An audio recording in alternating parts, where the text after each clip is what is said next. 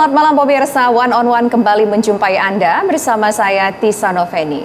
Kita ketahui pemirsa bahwa lebih dari 2 pekan belakangan ini kasus pembunuhan Vina dan Eki Cirebon, Jawa Barat yang terjadi sekitar 8 tahun lalu, tepatnya tahun 2016, mendapatkan perhatian yang luar biasa dari masyarakat, terutama pasca munculnya film mengenai peristiwa pembunuhan ini.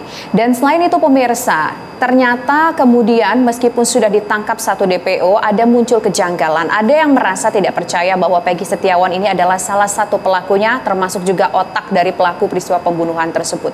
Kemudian muncul lagi peristiwa lainnya yang juga menjadi pertanyaan dari masyarakat mengenai hilangnya 2 DPO. Dari awalnya disebutkan ada 3 DPO, ternyata hanya ada 1 DPO saja yang sudah ditangkap, yaitu Peggy Setiawan. Terakhir kita juga melihat ada statement dari Presiden Joko Widodo yang mengatakan bahwa kasus Vina dan Eki ini harus mendapatkan atensi dan harus segera diselesaikan. Nah, saat ini pemirsa, untuk membahas mengenai apa sebetulnya yang terjadi, sudah sesuai dengan prosedurkah untuk penanganan masalah pembunuhan Vina dan Eki ini, kami saat ini sudah bersama dengan Kapolda Jawa Barat periode 2016 hingga 2017, yaitu Pak Anton Carlyan. Selamat malam Pak Anton. Selamat malam. Terima kasih sudah hadir langsung nih ya Pak ya, dari Kuningan datang ke TV One untuk kita berbincang bersama untuk membahas mengenai persoalan pembunuhan Vina dan Eki ini. Dari Tasik. Oh, dari Tasik, mohon maaf gitu ya, sama-sama Jawa Barat begitu ya Pak ya, dari kampung halaman. Sekarang aktivitas berarti setelah pensiun kembali ke kampung halaman ya Pak ya? Ya, ke kampung halaman aja. Sudah tidak berdomisili di Jakarta lagi ya? Jadi orang kampung, Mbak. Jadi orang kampung, tapi aktivitas luar biasa juga berarti di sana ya Pak Anton ya? Masih dipercaya oleh TV One. Ini Pak, kita mau berbincang soal peristiwa pembunuhan Vina dan Eki. Ngomong-ngomong, ketika tahun 2016 itu Pak Anton Carlyan sudah jadi Kapolda Jabar belum? Sudah ketika jadi, peristiwa tersebut terjadi. Jadi saya itu tanggal 16 Desember. Sementara kasus ini tanggal 27 Agustus 2016. Namun ketika saya cek P21 itu tolok ukur polisi bekerja dengan lengkap, yaitu ya sekitar 23 Desember. Jadi hanya sekitar 5-6 hari lah setelah saya jadi Kapolda, kasus ini selesai dilimpahkan ke kejaksaan. Nah, tapi selama 5 hari itu kasus ini sempat Pak Anton baca atau mungkin Pak Anton pelajarin nggak sih kasusnya pada saat itu?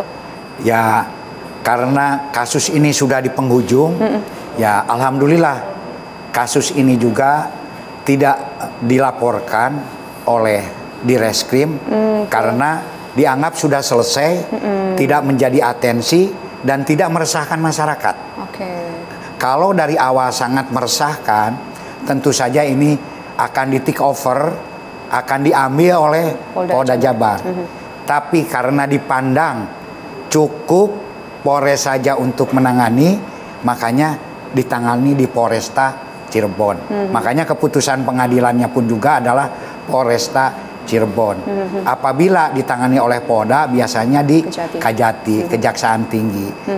Itu tolok ukurnya. Jadi waktu itu 8 tahun yang lalu, meskipun kasus ini sempat menghebohkan, mungkin di Cirebon meninggal dengan kondisi yang sangat mengenaskan, awalnya kecelakaan, ternyata diduga ada peristiwa ruda paksa, kemudian juga diakhiri dengan peristiwa pembunuhan. Ini tidak mendapatkan atensi dari masyarakat pada saat itu berarti ya Pak ya? Sebetulnya gejolak kecil ada. Justru saya juga tahu setelah lebih mendalami masalah ini. Nah, bahkan saat itu katanya para tersangka sempat diamankan di Polda. Itu 2016 ya 2016, Pak, ya? Jadi sekitar bulan mungkin September. Kenapa? Karena adanya rasa kebencian dari masyarakat terhadap para tersangka. Nah, karena dianggapnya tersangka ini yang beredar di masyarakat saat itu sangat sadis katanya, geng motor yang beredar di masyarakat, sehingga sempat diamankan di Polda.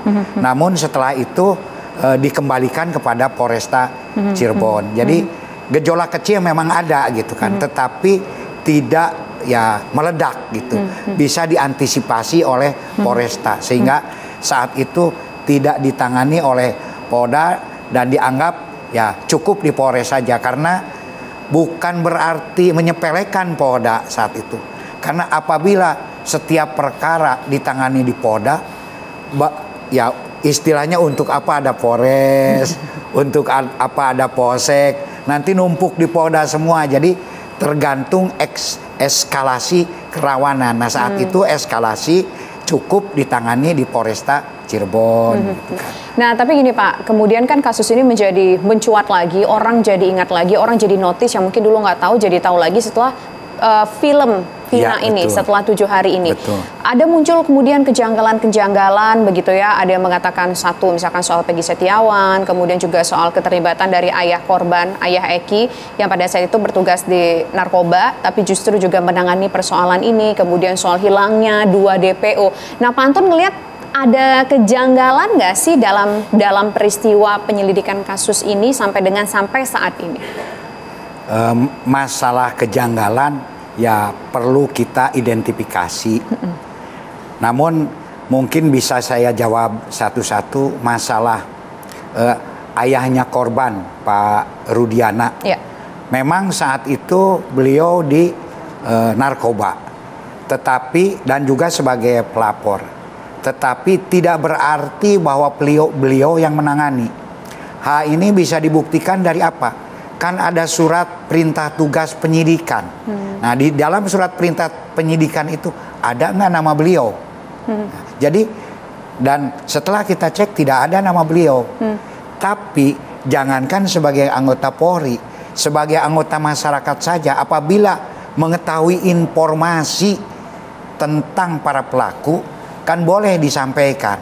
Namun ini pun juga tentu saja diuji untuk menetapkan tersangka ini kan ada bukti yang cukup dan bukti permulaan yang cukup. Nah bukti permulaan yang cukup itu apa? Kita ketahuilah bersama ini. Adanya 2 alat bukti ditambah 1 petunjuk gitu kan. Nah, tentu saja di sini Polri saat itu ya menangkap yang 8 tersangka itu ya belum ada gejala-gejala.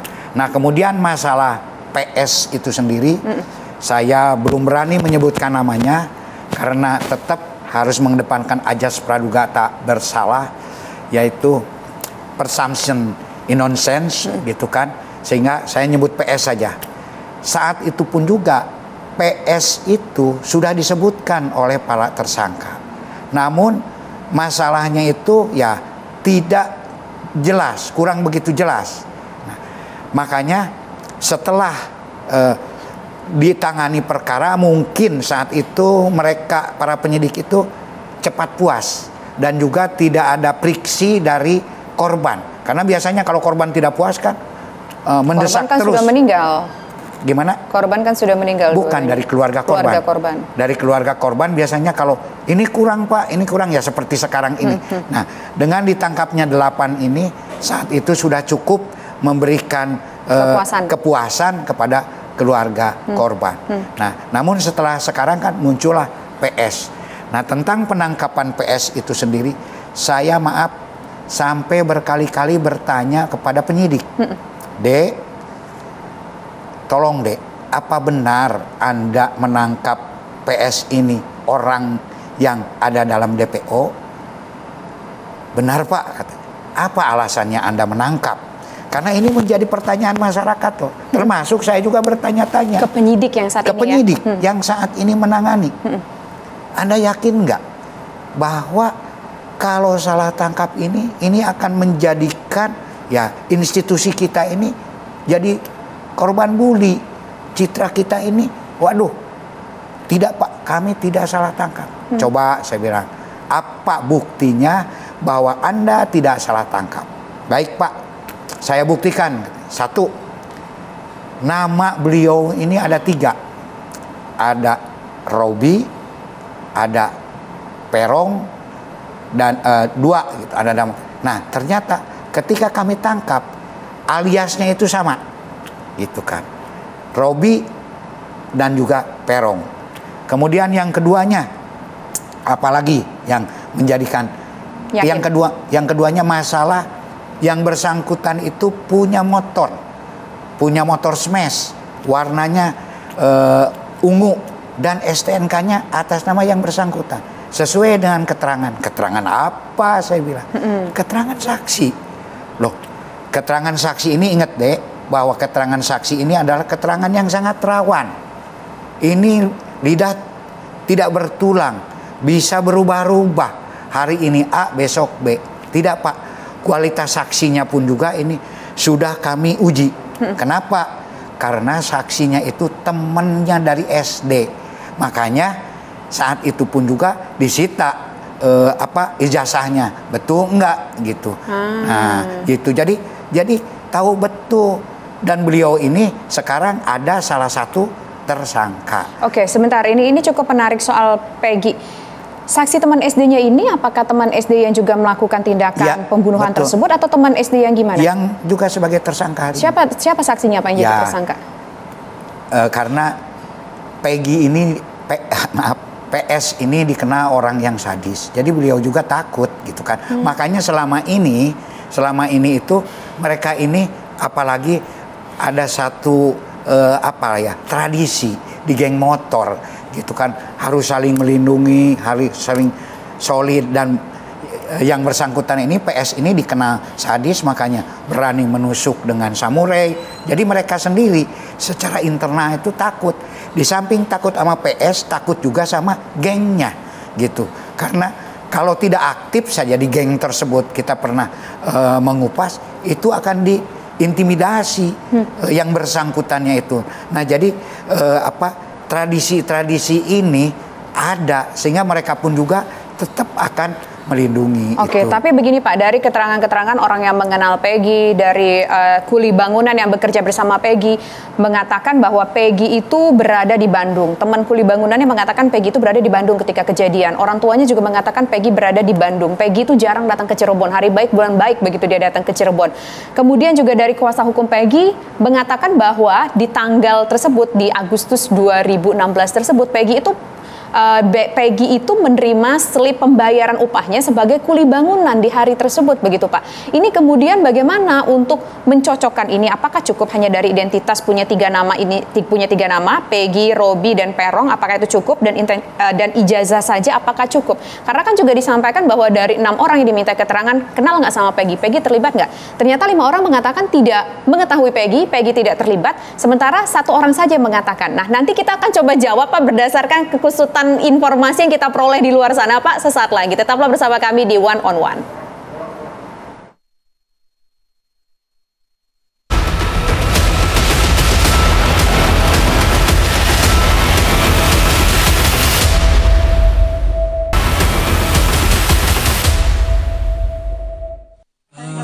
Peggy, kenapa Peggy?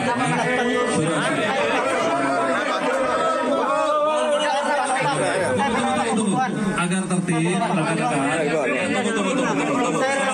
tunggu sabar. Kenapa ganti identitas? Kenapa ganti Robi namanya? Nama saya itu. Silakan. Jadi nanti nama gaul saya tidak pernah melakukan pembunuhan itu. Ini difitnah. Saya rela mati. Saya rela mati. Tidak. Tidak. Jika saya mati saya rela syahid. Itu pernyataan pemirsa dari Peggy Setiawan disampaikan kepada awak media ketika dalam sebuah pasca konferensi pers. Mengatakan bahwa betul saya memang punya nama panggilan gaulnya itu namanya Robi, seperti yang Bapak bilang tadi. Tapi saya tidak membunuh, saya difitnah, saya bahkan rela mati. Ia mengatakan seperti itu. Kemudian juga tadi kita sudah mendengar keterangan-keterangan dari beberapa orang yang mengaku mengenal Peggy di tahun 2016 bahwa pada saat kejadian dia itu berada di Bandung, bukan di Cirebon, Pak Anton Carlian. Baik, terima kasih. Itu namanya alibi. Alibi itu untuk menentukan saat kejadian yang bersangkutan ada di TKP atau tidak. Dan saya hargai juga Kang PS ini menyatakan tidak melakukan perbuatan karena memang hal itu pun juga diatur oleh undang-undang bahwa setiap tersangka ini punya hak ingkar, no self incrimination gitu kan. Jadi boleh mengingkari, namun harus sertakan dengan bukti-bukti. Dan ini pun juga saya sangat memaklumi, bukan tidak menghargai Kang PS itu sendiri, tapi ini dari versi penyidik apakah saya bilang saksinya cuma satu? Tidak, Pak. Saksinya ada 3, Pak. Karena kalau satu saksi kan bukan saksi, ulus testis, nulus testis, kan begitu. Ada 3, satu yang sama-sama di dalam, 2 lagi yang ada di luar. 2 itu siapa? Saya tidak bisa menyebutkan karena ini juga dilindungi LPSK, sampai dilindungi sedang diinikan LPSK, ya karena di luar ini kan mereka pun juga mungkin ya takut gitu kan, sehingga ini adalah masih kewenangan penyidik. Dan sebetulnya masalah saksi lain-lain alibi boleh-boleh saja. Betul tidak ketika menerima ya upah itu jam berapa? Karena kejadian itu adalah jam 22. Apakah mungkin menerima gaji jam 22? Kalau menerima gaji biasanya pagi. Apakah tidak memungkinkan kesananya itu? Cirebon Bandung kan hanya berapa jam? Paling 3 jam. Nah, jadi alibi ini betul-betul saya setuju harus diperdalam, harus terang benderang sebagaimana perintah Pak Jokowi. Jangan ada yang ditutup-tutupi lagi. Dan sebetulnya kalau memang penyidik ingin membuktikan, ya mungkin bahasa yang sudah inilah scientific crime investigation, sebetulnya tidak terlalu sulit asal mau. Dari mana? Satu, kita cek IT BTS-nya. Nah, IT BTS itu akan menentukan pada suatu waktu di tempat tertentu. Maaf, saya ketika menjadi ketua tim penyidik Munir, ketahuan melalui teknik jaring laba-laba, ketahuan di mana BTS nomor HP, nomor WA pada saat tertentu ada. Ini tidak bisa berbohong. Saat itu di Indonesia tidak bisa. Saya sampai datang ke Washington. Saya sampai kerjasama dengan FBI. Saat itu karena kasusnya internasional. Nah, apakah ini bisa? Tidak. Itu satu. Jadi BTS dari IT. Kedua, dari darah dan dari sperma. Sperma bisa mati. Ya. Tetapi DNA tidak akan pernah mati. Itu unlimited loh. Sekarang Fir'aun aja masih bisa diperiksa DNA-nya. Apalagi yang ini. Nah, ini sperma ini kan akan jelas nanti. Yang ketiga apa? Darah. Darah di baju, darah di samurai. Kalau memang itu ada darah di samurai berarti ada penusukan. Karena di pisem pun juga ini kan harus dikaji ulang. Ada yang bilang tidak ada penusukan, ada yang bilang ada gitu kan. Nah, ini betul-betul harus diteliti, rekonstruksi ulang. Nah, di sini ketika scientific investigation ini mengatakan iya, mohon nanti ya semua pihak siapapun juga harus mau menerimanya. Karena ini scientific investigation. Dan untuk hal ini bisa kerjasama dengan Lapor, Pusdokes Polri, itu semuanya sudah ada. Walaupun memang reagennya ini agak mahal. 1 tetes aja itu zaman saya tahun 2000 itu sudah 2,5 juta. Tapi sekarang untuk kepentingan penyidikan itu saya yakin bisa. Jadi melalui yaitu pemeriksaan DNA gitu kan. Walaupun itu sudah dikubur jenazah 8 tahun yang lalu, itu masih bisa tetap ketahuan DNA-nya, Pak ya? Siapa yang menempel pada saat itu? Ya kan ada barang bukti, Mbak. Barang bukti CD, maaf sekali, baju, kemudian samurai, di samurai kan ada bekas darah, Pak. Ya. Dulu saya waktu Marsina saja, Pak, sudah 15 tahun. Di lantai sudah 15 tahun dengan reagen itu langsung kelihatan. Walaupun udah dicuci segala sudah macam. Dicuci sudah berkali-kali, Mak. Ingat DNA itu tidak akan, apalagi ini kan tidak dicuci, Mak. Tapi biasanya kalau untuk menyimpan barang-barang bukti yang ditemukan ketika pasca kejadian, misalkan seperti itu selalu disimpan selamanya ya, Pak Anton ya? Sampai kadaluarsa. Dan saya cek ke para penyidik, apakah masih ada? Ternyata masih ada. Oh, semua masih ada? Ya, makanya ini rekonstruksi ulang, baik pasal, alat bukti, maupun rekonstruksi di tempat kejadian perkara. Gitu kan. Makanya kemarin sempat dilakukan rekonstruksi di lokasi kejadian perkara. Nah, itu apa yang ingin ditemukan, Pak? Kan Bapak mengatakan kita kan orang awam nggak terlalu paham ya, Pak, pola berpikir yang luar biasa ini seperti apa untuk mengetahui sebuah kasus. Apa yang mungkin bisa dilakukan? Kembali lagi ke tempat peristiwa kejadian 8 tahun yang lalu, apa sih yang mau dicari dari prarekonstruksi itu sebelum nanti menuju rekonstruksi ulang, Pak? TKP ini merupakan dasar untuk mengungkap sebuah perkara. Walaupun sudah bertahun-tahun bahkan berpuluh-puluh tahun. Kenapa? Dari rekonstruksi ulang ini seperti masalah 11 tersangka menjadi sekarang 9 atau 10 gitu kan. Karena tidak ada dua. Nanti kan akan ketahuan betul nggak ada peran yang 2 orang yang hilang ini, atau memang betul tidak ada, atau hanya fiktif. Ya sementara saya tanya juga masalah itu, Pak, kami sudah desak sekarang ini bahwa mereka tidak bisa mengidentifikasi yang 2 orang itu sendiri. Masa kami mau memaksakan hal yang tidak ada? Tapi kan dalam persidangan nama mereka ini ada, Pak, Dani dan Andi ini ada. Terus tiba-tiba kemudian namanya dinyatakan hilang. Sampai akhirnya keluarga dari korban pun merasa nggak puas melaporkan ini ke Komnas HAM juga gitu, Ya Pak. betul sekali, itu saya sangat maklumi. Kalau saya jadi keluarga korban atau masyarakat pun juga bertanya. Makanya saya daripada pusing, saya tanya kepada penyidik. Kenapa ini dari 3 menjadi 1? Saya bilang kan, apa dasarnya? Sudah, Pak, sudah kami istilahnya berulang-ulang.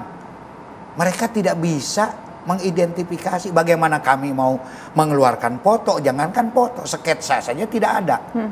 Ketika ditanya yang satu, Arif ini, Dani ini yang bentuknya gimana? Ini mengatakan bulat, si ini mengatakan lonjong, si ini mengatakan kurus. Gimana kami nggak pusing, Pak? Artinya ini kan fiktif, Pak. Kalau misalkan si ini mengatakan hitam, si ini mengatakan putih, si ini mengatakan 170, si ini mengatakan 160. Apa enggak ribet? Apa enggak pabaliut katanya? Pabaliut. Pabaliut. Bahasanya? Bahasa Indonesianya? Ya kusut. Oh, kusut. Kusut yang sangat kusut itu namanya pabaliut gitu kan. Gitu kan. Nah ini. Jadi memang makin sini ini makin pabaliut. Jadi untuk sementara, Pak. Walaupun tadi betul ini sudah ada keputusan pengadilan, betul. Tapi dengan pengumuman ini kan bukan berarti menggugurkan keputusan pengadilan. Cuman keterangan di masa lalu berbeda dengan di masa kini. Ini juga saya sampaikan berkali-kali. Ketika saya menangani kasus Marsina di Jawa Timur, dibuka kembali 15 tahun. Kemudian apa yang terjadi? Mohon maaf, itu sudah keputusan Mahkamah Agung. Begitu saya periksa, semuanya mengatakan tidak, semuanya menjadi tidak mengaku. Sama dulu juga. Akhirnya kan jadi pusing 7 keliling. Bukan makin mengerucut, ya tadi makin pabaliut. Makin pabaliut, makin kusut. Makin kusut. Nah ini pun juga, waduh ini sama seperti saya waktu dulu. Jadi mohon ini juga dimaklumi. Ketika tidak mengerucut pada satu titik, terus mau bagaimana? Nah, tapi soal Peggy yang sekarang sudah ditetapkan menjadi tersangka, D1 DPO yang sudah ditangkap polisi. Kemudian soal 2 DPO yang akhirnya dihapuskan menjadi DPO. Bukan dihapus. Sementara ini. Sementara ini. Ya. Nah, itu sudah mutlak tidak untuk sementara ini? Berarti 2 DPO ini bisa jadi nanti ada, bisa jadi enggak. Nah, kalau untuk Peggy-nya sendiri, apakah penetapan Peggy sebagai TSK itu sudah mutlak? Saya kira kalau namanya sudah ditahan, kan tahapnya itu penangkapan, penahanan, ya sudah mutlak sebagai tersangka. Karena ditemukan 2 alat bukti yang sah.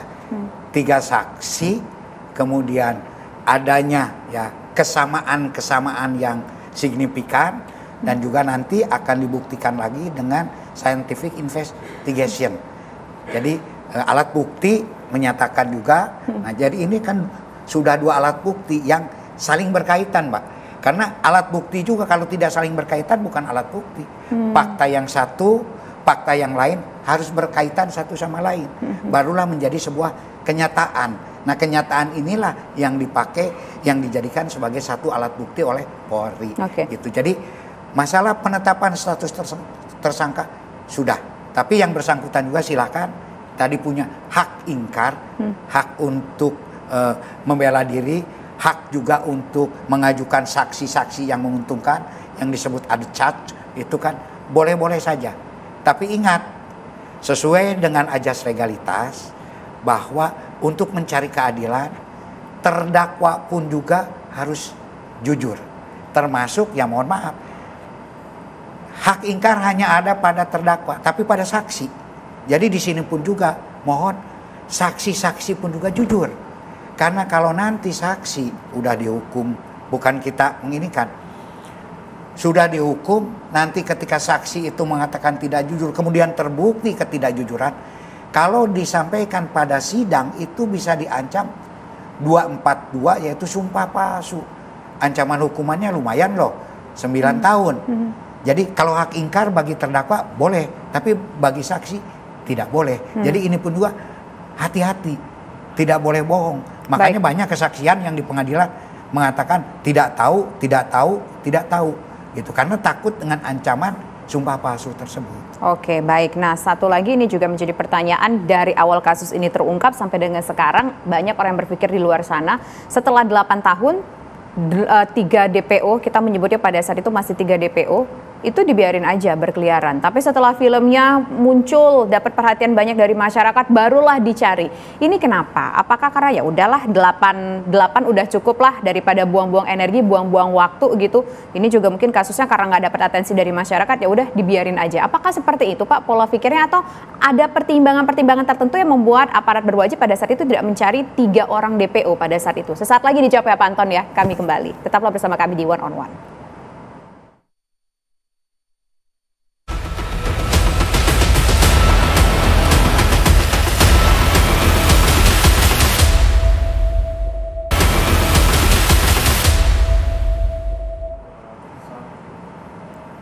Menjawab pertanyaan tadi Pak Anton, setelah 8 tahun berlalu kan polisi sudah tahu masih ada 3 DPO yang dicari. Kenapa justru baru dicari setelah kasus ini jadi viral, setelah jadi film, setelah masyarakat memberikan atensi yang luar biasa?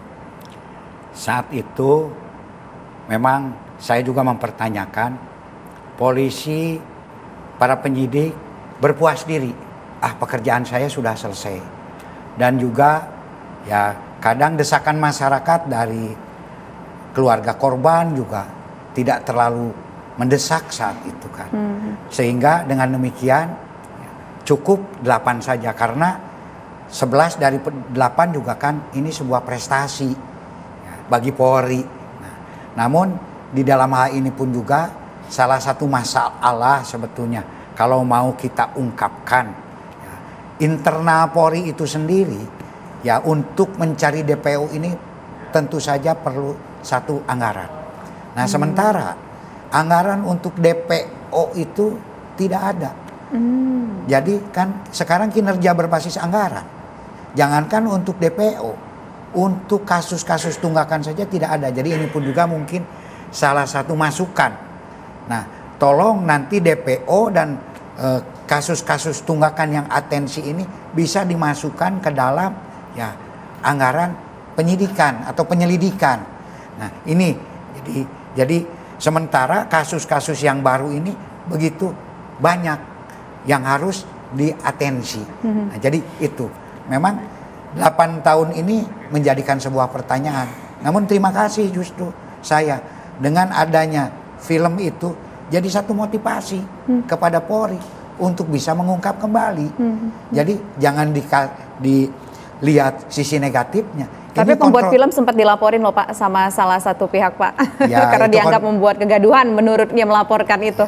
Itu kan kontrol sosial, itu kan film kreativitas ya, silakanlah dari versi masing-masing, kita hargai semuanya gitu kan. Tapi bagi kami, bagi saya ya, walaupun purna masyarakat dengan adanya suara masyarakat ini biasanya menjadi satu atensi khusus.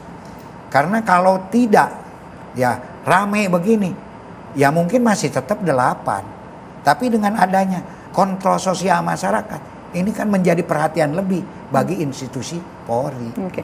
Nah ini menarik, masih ada 2 ini kita juga belum tahu apakah memang akan secara permanen dihapuskan atau jangan-jangan nanti setelah mengumpulkan beragam macam bukti begitu, 2 ini ada lagi. 2 ini akan dicari atau enggak? Kalau menurut nih sudut pandang Pak Anton Carlyan dengan sudah pernah mengatasi dan mengungkap beragam banyak kasus selama menjadi anggota berwajib. Kita, kalau saya sebagai penyidik, mau tidak mau ya harus dicari lah. Harus dicari. Buktikan kepada masyarakat bahwa Polri terus bekerja secara maksimal. Kalau memang sudah mentok gitu kan, memang sudah sangat mentok, ya sampaikan juga ini loh. Kalau perlu ini keterangan A bilang Andi ini hitam, keterangan B putih, keterangan ini Ika, ini kritik, kan pusing. Nah sehingga di sini di awal juga dianggap ini adalah, tapi tetap harus dicari. Dan saya juga mohon kepada masyarakat, publik sebagai social control, apabila memang ada yang tahu, tolong beritahukan itu satu kecamatan itu dengan PS ini di kecamatan Mangun itu sendiri gitu kan, satu kecamatan. Dan setelah dicek juga kepada lurahnya, yang namanya orang tersebut banyak sekali gitu kan. Jadi yang mana ini gitu kan, yang mana ini, jadi perlu ada satu kehususan. Nah ini, jadi kalau saya sebagai penyidik tetap harus dicari. Dan nanti sampai di mana akhirnya. Nah kalau memang betul-betul di sini saya memahami masyarakat mungkin terlalu dini ya pihak penyidik menyatakan menghapus. Mungkin itu kata-kata menghapus ini kurang pas lah. Seharusnya mungkin. Sementara ini baru satu yang mengerucut, yang lainnya belum. Kan itu kan sama juga gitu kan. Dan bahkan tidak menutup kemungkinan di dalam perkembangan selanjutnya akan ditemukan ya tersangka-tersangka baru yang di luar itu gitu kan. Pak Anton, ini kan kalau kita lihat juga ada informasi, mungkin kita bisa putarkan juga informasinya teman-teman di panel, yaitu mengenai ada satu saksi yang dianggap merupakan saksi kunci, yaitu namanya Mel pemirsa. Nah berikut ini cuplikannya kami hadirkan kepada Anda, cuplikan informasi ataupun beritanya kepada Anda. Ya, Di situ ada lampu jalan. Di situ ada lampu jalan dan penerangan. Ada Bu. Artinya Anda bisa melihat wajah pelaku malam itu. Bisa Bu. Ada di antara wajah pelaku itu yang di penjara saat ini 8 orang? Ada Bu. Termasuk Saka Tatal? Saka Tatal ada. Anda mengenali, Anda bisa mempertanggungjawabkan pernyataan Anda ini, Mas? Saya bisa saya mempertanggungjawabkan Bu. Saka Tatal, terus yang saya tahu itu si Ucok. Entah siapa namanya, panggilannya di geng motor saya kan tidak tahu, karena saya kan pribadinya cuma kenal Eki aja. Ya, itu pernyataan dari Mel dalam program kami di TV juga pemirsa, dalam program Dua Sisi, mengatakan bahwa mengenal dan memang melihat ada orang yang sudah ditahan itu merupakan bagian dari melakukan pengeroyokan. Nah apakah ini cukup kuat Pak untuk menjadi bukti untuk mengungkap lagi kasus ini lebih jernih? Masalah kekuatan satu keterangan nanti kan bisa dikaitkan dengan yang lainnya. Kalau adanya kesamaan yang signifikan, lebih dari 2 orang, 3 orang, itu sudah sangat kuat, Mak. Tapi kalau tidak ada keterkaitan satu dengan yang lain, nah itulah salah satu yang menjadikan kemarin itu DPO sementara mengerucut pada satu.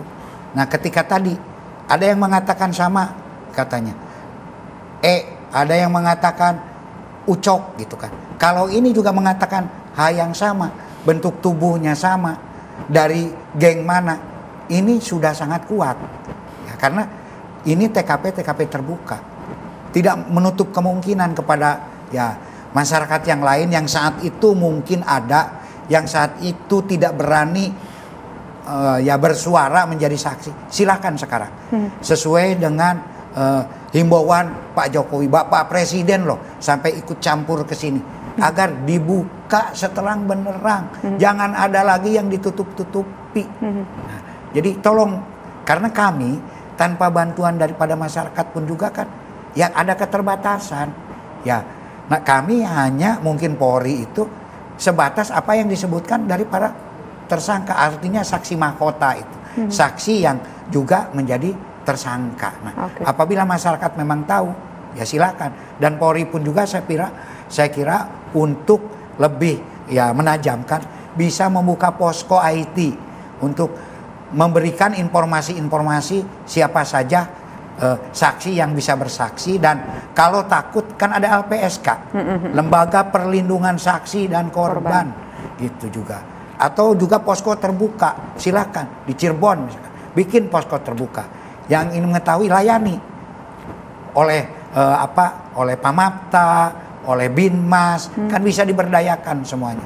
Dan juga saya mohon kepada Humas, tolong ini karena sudah jadi atensi agar lebih responsif menanggapi permasalahan-permasalahan ini. Artinya kurang responsif ya kalau sekarang Pak ya, tapi kemarin meskipun kita sudah mendengar satu statement lah konferensi pers yang disampaikan oleh Divhumas Polri mengenai peristiwa pembunuhan Vina dan Eki ini. Kita masih punya satu segmen lagi Bapak untuk berbincang di One on One, tetaplah bersama kami pemirsa, kami kembali sesaat lagi.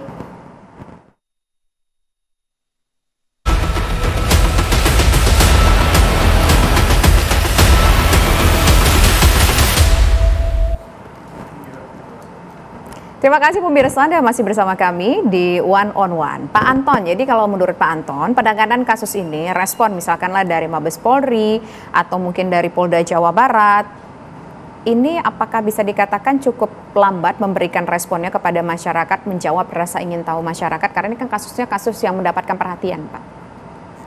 Ya selama ini kurang banyak kalau menurut saya. Justru ya lebih baik ya ada pos-pos khusus yang bisa menjawab keresahan-keresahan masyarakat. Dan Polri pun juga tidak usah penyidik, bisa hadir di dalam forum-forum yang diadakan oleh media, baik media TV atau media lain, sehingga bisa memberikan satu informasi. Ya sekarang kebanyakan yang hadir itu kan ya di luar Polri ya, bahkan kami yang sudah purna ya, karena ingin memberikan satu ya kejelasan yang lebih terang semampu kami tanpa berpihak, ya ingin ikut berbicara lah. Siapa tahu apa yang saya ucapkan itu ada manfaatnya, walaupun mungkin banyak yang tidak setuju, ya silakan saja, itu tergantung versi masing-masing. Termasuk perlunya audit untuk kasus ini dari awal lagi ya? Saya termasuk salah satu yang mengusulkan, karena Pak Presiden bilang agar terang benderang. Tolok ukur terang benderang ini dari mana? Kalau tidak ada satu tim khusus, makanya tim khusus ini perlu dibentuk yang disebut ya investigasi penyidikan, gitu kan. Nah, investigasi penyidikan ini khususnya untuk Polri sebagai supervisor law enforcement, garda terdepan di dalam penegakan hukum, ya adanya itu di Irwasus, di Subdit 5. Nah, itu boleh mengaudit dan boleh juga menyertakan eksternal, tergantung hasil kesepakatan. Eksternal itu apa? Selain kalau propam kan sudah, internal itu akan include. Nanti bisa Komponas, bisa juga kalau kasusnya ada berkaitan dengan HAM, dengan Komnas HAM, bisa juga menyertakan LSM. Dan juga karena ini sudah menjadi sebuah keputusan criminal justice system. Criminal justice system itu adalah 3 ranah, yaitu ada Polri, ada jaksa sebagai penuntut, dan ada hakim. Silahkan masing-masing juga mengadakan ya investigasi. Kalau di kejaksaan investigasi penuntutan. Nah kalau di hakim ada KY. Nah jadi di sini sehingga nanti akan menimbulkan, tidak menimbulkan lagi tanda tanya dan kecurigaan-kecurigaan dari masyarakat. Karena apapun juga sekarang seperti Mbak katakan, ini era medsos, nggak bisa. Kalau tidak ditampung, ini akan jadi opini liar. Ya. Sementara mohon maaf, ini adalah ranah law enforcement, penyidikan. Salah satu di dalam ajas legalitas, bahwa dalam penegakan hukum itu tidak boleh mengandalkan opini, tidak boleh mengandalkan persepsi, harus berdasarkan kenyataan. Nah, agar penyidik juga mempunyai alasan apakah benar tidak bahwa dulu itu menangani hal ini, ya perlu investigasi penyidikan. Tapi kalau zaman dulu melihat ke 8 tahun yang lalu, apakah sebetulnya kalau dilihat nih dengan peristiwa yang terjadi sekarang, efeknya polisi serius nggak sih menangani persoalan ini sebelumnya Pak, di tahun 8 tahun yang lalu? Saya kira cukup serius. Kenapa cukup serius?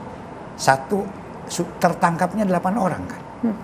Kalau tidak serius kan tidak akan tertangkap yang 8 orang itu sendiri. Dan kalau kita ukur masa lalu ya, di mana sih tolok ukur kinerja Polri? Ya ketika P21 itu apa? berkas lengkap. Nah, berkas lengkap itu masuk ke kejaksaan. Di kejaksaan tadi ada penuntutan, dirumuskan lagi. Apakah pasalnya itu sudah sesuai belum? Apakah tersangkanya juga sudah sesuai belum? Jaksa juga berhak. Mau mengurangi tersangka berhak, mau menambahkan tersangka berhak, mau merubah pasal juga berhak. Jadi punya kewenangan jaksa itu. Nah, justru setelah dari jaksa baru di pembuktian di pengadilan. Nah, saat itu menurut saya sudah cukup serius gitu kan.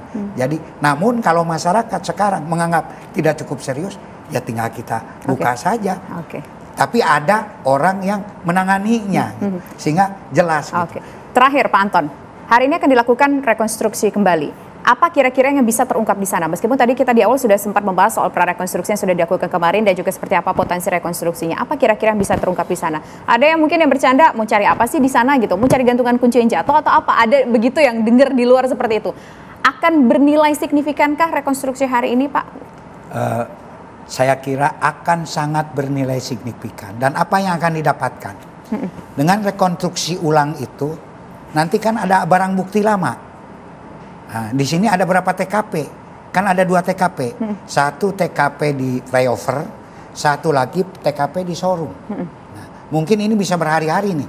Nah, TKP di showroom apa saja? Ini TKP di showroom. Ini barang buktinya apa? Di mana saat itu letaknya?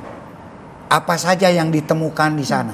Itu akan merekonstruksi alat-alat bukti. Yang kedua, akan merekonstruksi juga peran masing-masing. Kan sekarang yang 5 orang mengatakan tidak pernah melakukan. Nah, terus juga akan membuktikan juga betul enggak ini 11 atau 9. Nah, ini pun juga akan terungkap di sana. Kalau memang ada 2 makhluk tersebut gitu kan, pasti ada perannya. Dia sedang jongkok, dia sedang berdiri, dia bagaimana, kan akan jelas di rekonstruksi tersebut. Jadi sangat signifikan. Bahkan kalau perlu terus berulang-ulang gitu kan. Baik. Terima kasih Pak Anton Carlyan. Kita berharap agar peristiwa pembunuhan Vina dan Eki yang terjadi 8 tahun silam itu pemirsa bisa mendapatkan titik terangnya, bisa menangkap pelaku-pelakunya yang mungkin kalau memang masih ada 2 lagi bisa tertangkap, dan juga untuk membuktikan apakah DPO yang sudah ditangkap ini apakah betul pelakunya atau bukan. Kita berharap yang terbaik tentunya untuk kasus pembunuhan ini pemirsa agar bisa terungkap sejelas-jelasnya. Saya Tisa Noveni undur diri, terima kasih, selamat malam, sampai jumpa. Terima kasih Pak Anton.